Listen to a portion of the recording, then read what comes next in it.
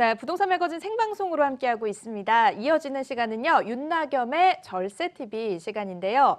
정말 알면 알수록 어려운 게 세금이 아닐까 하는 생각이 듭니다. 하지만 또 꼭 챙겨야 되는 게 바로 이 세금인데요. 쉽게 절세하고 부자 되는 방법 알려드리겠습니다. 절세TV의 윤나겸 대표 세무사님 나와주셨습니다. 안녕하세요. 네, 안녕하세요. 네, 반갑습니다. 안녕하세요. 자, 오늘부터는 저희가 방송 중에 이제 중간중간 세무 상담도 받고 네. 있잖아요. 그렇기 때문에 방송 중간중간이라도 여러분들 서울전화 02-6676-0335번 지금 위에 번호가 나가고 있죠. 이 번호로 언제든지 전화를 주신다면 세무 상담도 직접 받아보실 수가 있습니다.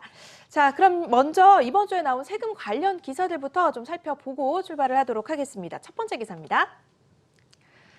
네, 첫 번째 기사는요. 고급 빌라 다수 임대하는데 세금이 영원이다. 주택임대 탈루 백태라는 기사입니다.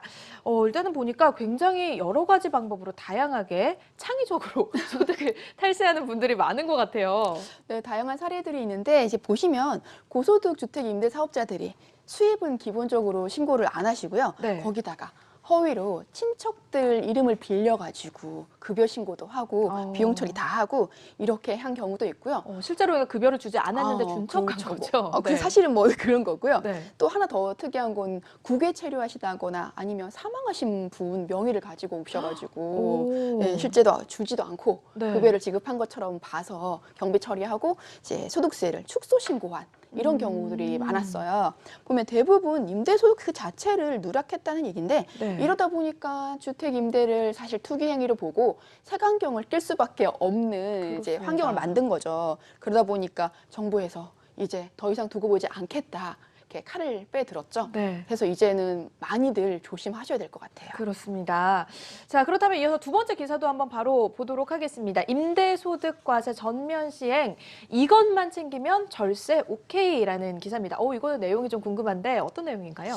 네, 지난주에 한번 짚어드렸는데 네. 지금 주택 임대 소득자들 분들이 여러분이 계속 전화가 오세요.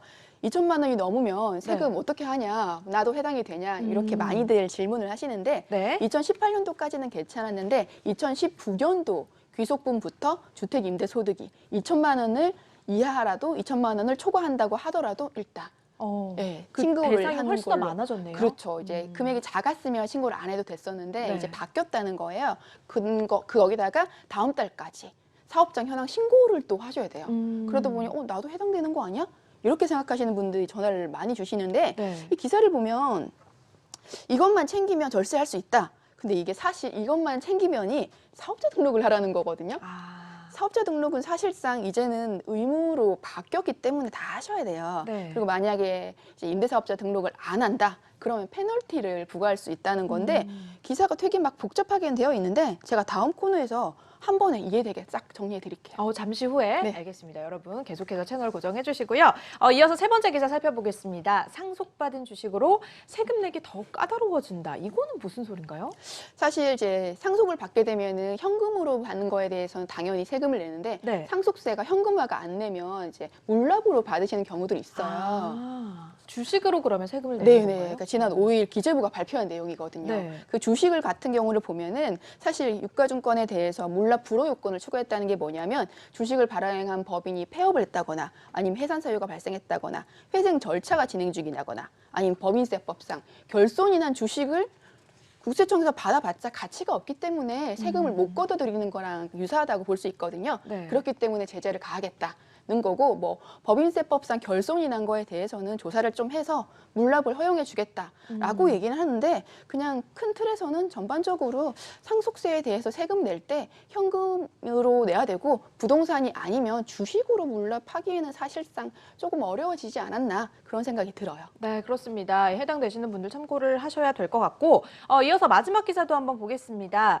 52년 만에 바뀐 술 세금, 국산 맥주의 역습 시작된다라는 내용입니다. 이게 주세법에 대한 내용을 다룬 기사인 것 같긴 한데 어떻게 바뀌는 건가요? 네, 술을 마시면 네. 그 주세법이라는 게 있어요. 그 내는 기준이 종량세랑 종가세랑 이렇게 두 개로 나뉘는데 네. 종량세는 양에 대해서 세금을 내는 거고요. 네. 종가세는 가격에 대해서 세금을 내는 거예요. 그러니까 초창기 주세법이 처음 생겼을 때는 종량세였다가 박정희 정권 때 세수를 늘리려고 네. 이제 종가세로 바뀌었어요. 그렇게 지금까지 유지되다가 갑자기 이거를 종량세로 바꾸겠다는 건데요. 이게 조세법이라는 계산을 어떻게 하는지를 보면 이해가 되실 거예요. 출고 당시 가격에다가 국내 맥주 제조업체 같은 경우는 제조원가의 판매 관리비의 매출 이익까지 요걸 기준으로 세금을 내요. 네. 그러니까 거의 72%까지 세금을 낸다고 볼 수 있어요. 근데 수입 맥주는 신고한 과액에 관세를 더해가지고 세금을 내요. 아, 그럼 관세가 더해진 금액에서 또 세금이 붙기 때문에 더 많이 그래서 더 그런데 비싸네요. 국내 맥주 제조 업체보다는 덜 내는 거죠. 그러니까 우리 편의점 가면 네. 그 수입 맥주 4캔에 10,000원 이렇게 하는데 아, 그렇죠. 국산 맥주 그런 거 없잖아요. 국산 매수가 더 비싸요. 그렇죠. 네. 국산 맥주가 비싼 게 이제 세금을 많이 내기 때문에 단가를 못 맞추는 거예요. 그래서 이제 국내 제조업체들이 많이 항의를 했죠. 네. 기준을 바꿔줘야 되는 게 아니냐, 경쟁력이 떨어지지 않느냐라고 해서 이번에 큰맘 먹고 정부에서 바꾼 거죠, 판을. 그래서 종가세에서 종량세로 바뀌게 된 거예요. 네. 세금 계산을 하기 때문에. 근데 이게 이제 실질적으로 소비자들한테는 얼마만큼의 큰 이익이 될지는 잘 모르겠지만 어쨌든 52년 만에 바뀐다는 거죠. 네, 그렇습니다. 이제는 종량세라는 거 이런 부분도 우리가 상식으로 좀 알고 있으면 재밌을 것 같습니다. 자, 이렇게 이번 주 세금 헤드라인 같이 한번 살펴봤고요. 여러분 방송 보시다가 궁금한 점 있다라고 하시다면 세금 관련 상담이 필요하다라고 하시는 분들은 특히 서울전화 026676에 0335번 026676에 0335번 전화 계속해서 열려 있으니까요. 전화 주셔서 언제든지 상담 받으시면 되겠습니다.